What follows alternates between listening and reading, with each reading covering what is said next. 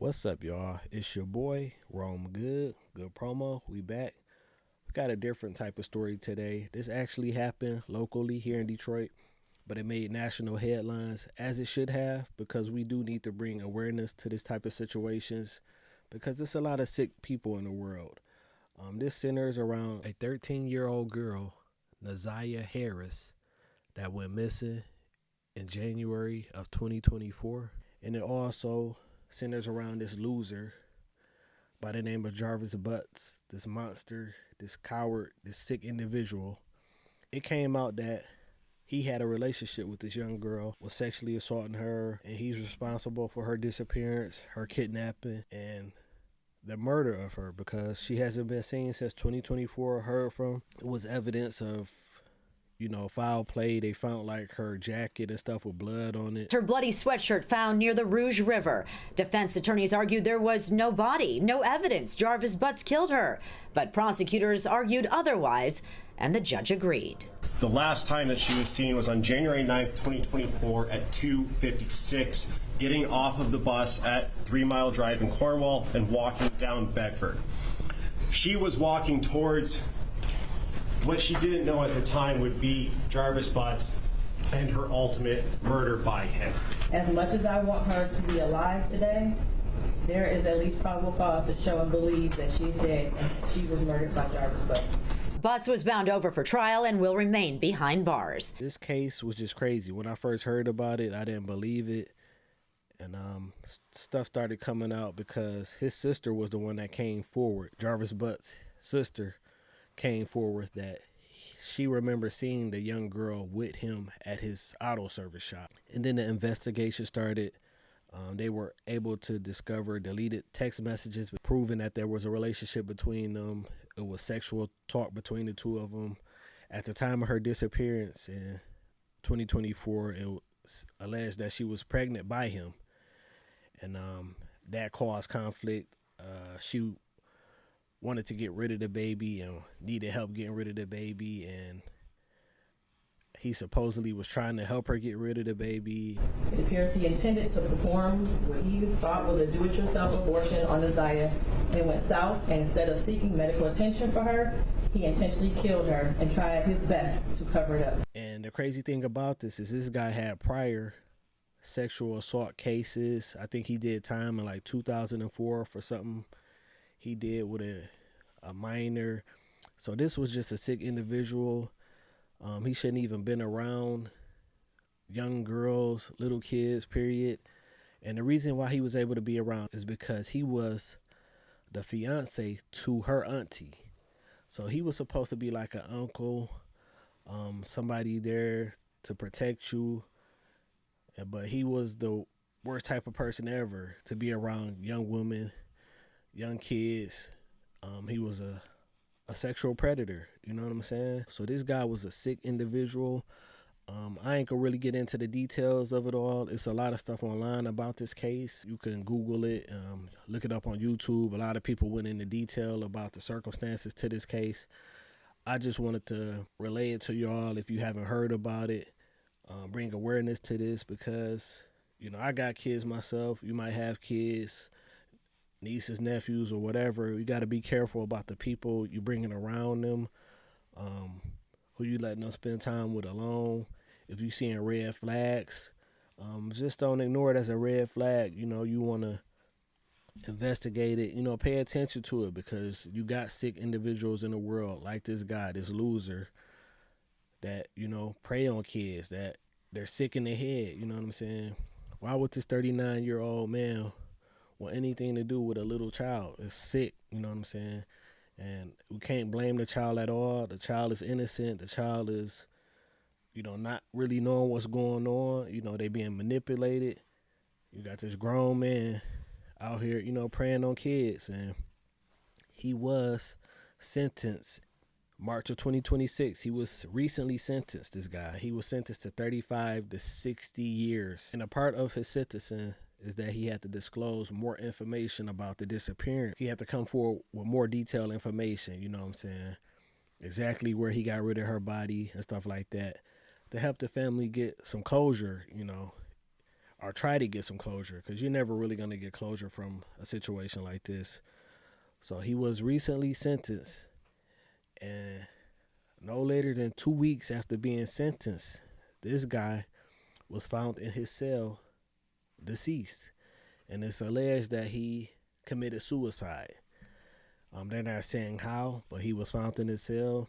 They say guards and medics tried to revive him, but it was no luck with that. Shocking news that her killer took his own life in prison. Jarvis Butts was found dead in his prison cell today, just 2 weeks ago after he was sentenced for killing Isaiah. Her body was never found, and the chance of that now dwindling with his death. Fox News' Jessica Duke joins us live in our newsroom with the latest twist in this tragic case. Jess. Jarvis Butts was still getting processed through the Michigan prison system when this all happened. His body was found right around 6:30 this morning. Michigan State Police brought in to investigate. It is being called a suicide at this point. Now, just 2 weeks ago, part of that plea agreement in court was that Jarvis Butts would reveal once and for all where he dumped Isaiah Harris's body. But unfortunately, family very discouraged they'll ever find it now that he's gone. I think it was a bit of a cowardly way out, but you know, he made his bed, so he has to lay in it, you know. No tears from the family of Isaiah Harris upon learning convicted serial child rapist and murderer Jarvis Butts was found dead in his jail cell Thursday in a Jackson, Michigan prison. The Michigan Department of Corrections tells us his death is being reported as a suicide. You know, I feel like we still didn't get answers for Isaiah. I feel like there were a lot of unanswered questions still about the case. Like where her body is. Part of Butts' plea was that he had to reveal where he dumped Isaiah's body that winter day back in 2024 after she got off the school bus. She was believed to be pregnant with his child. Just saying you threw her in the river is not good enough. With the plea, you give us something, we give you this. And we didn't get that. And the community is very angry about that. Community activist Tamara Liberty Smith on this case since the beginning, saying there's a trail of trauma left behind by Butts. His history of raping children spans more than a decade, as young as 4 years old, even his own family. Hopefully that all victims can get the resources and the help that's needed so that chain will be broken and this demonic force does not continue. Forensic evidence did link Isaiah's body to the Rouge River right around 7 Mile in Detroit. But again, her remains were never found. Detroit police releasing a statement today saying they will continue looking for her. Yeah, that's the end of this guy. Coward. Couldn't face the consequences. He should have been did this a long time ago. You know, he knew he was battling something and, you know, ruining people's lives, ruining, you know, families. He took this young lady's life, and now he decides to take his own.